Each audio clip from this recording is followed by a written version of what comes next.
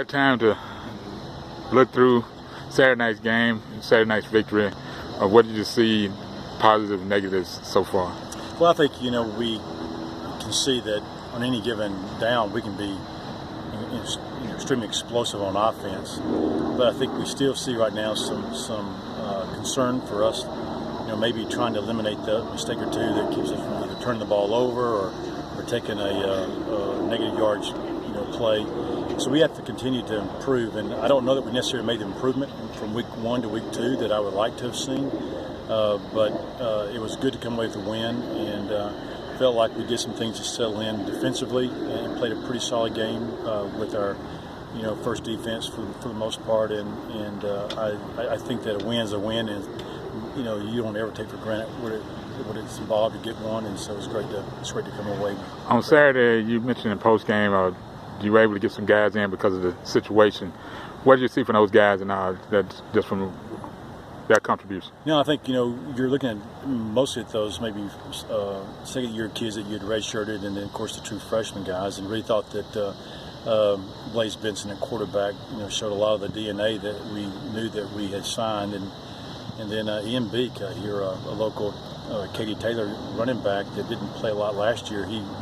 He's in 2 ball games, just showing that he not only belongs on the field, but he's really a force with the ball in his hand. I do really think that on defense, the 2 true freshman safeties, Trey Fluellen and KJ Willie, have really stepped up, and at times you look at them on film and you say, well, that doesn't look like a first-year player. They are playing with a level of instincts that an older kid plays with, and so that's been really tremendous to see. And so I think those are some guys that early on that we wanted to see play well, and then some guys that are twos and some threes that don't get a chance to get a lot of game snaps that we could see if they are closer to ready to being played, and gives us a chance to maybe play more guys in the future if they really can hold up. All right, now looking forward to this coming weekend preview. What do you see in things now you're going to attempt to? Well, University of South Dakota is a really, really fine program. 2 years ago, they came down here in the playoffs, and they beat Nichols at home, and then they came back the next week, and Sam Houston beat them, but it was a really heck of a ball game. So, you're looking at really a Southland Conference member in us, and a Missouri Valley Conference team there in South Dakota. Maybe the 2 best, or arguably, conferences in the FCS football. Get a chance to play with each other, and this is a team though that knows how to win. And quarterback Austin Simmons is a tremendous player. He may be the very best quarterback in the Missouri Valley Conference.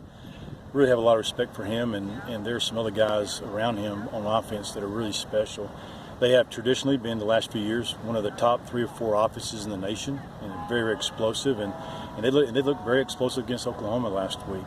But I think what really maybe stands out the most is the quality of their defensive line is really special. It may be the best 4-down lineman that we face all season, and collectively. And so I think we've got our hands full. It's a really good football team, but I also know that we go up there and beat a Missouri Valley team on their own turf. People nationally will have to look at the Huskies a little bit different than they had in the last few years. Is there anything else that you can think of that I hadn't asked as far as from last weekend and this upcoming weekends? Well, I think one of the biggest things right now that everybody's trying to deal with is some of the early injuries that happen after a couple of games, and it's hard to do enough contact drill work against each other during August because you're trying to keep everybody healthy for the first ball game. So you're getting those first couple of games, and it's guys are getting banged up, and I think the first month and then the last month of the season have always been the hardest 2 months to get through. And I think by mid-season, everybody kind of has those bumps and bruises, and they're just kind of playing through those. So, we're trying to get some guys back healthy. We didn't start several guys this past, Saturday because of injuries, and hopefully we'll get those back. I think we will, and get healthy. And I know that if we take a healthy football team up to South Dakota, then we might bring a little Texas excitement to that state.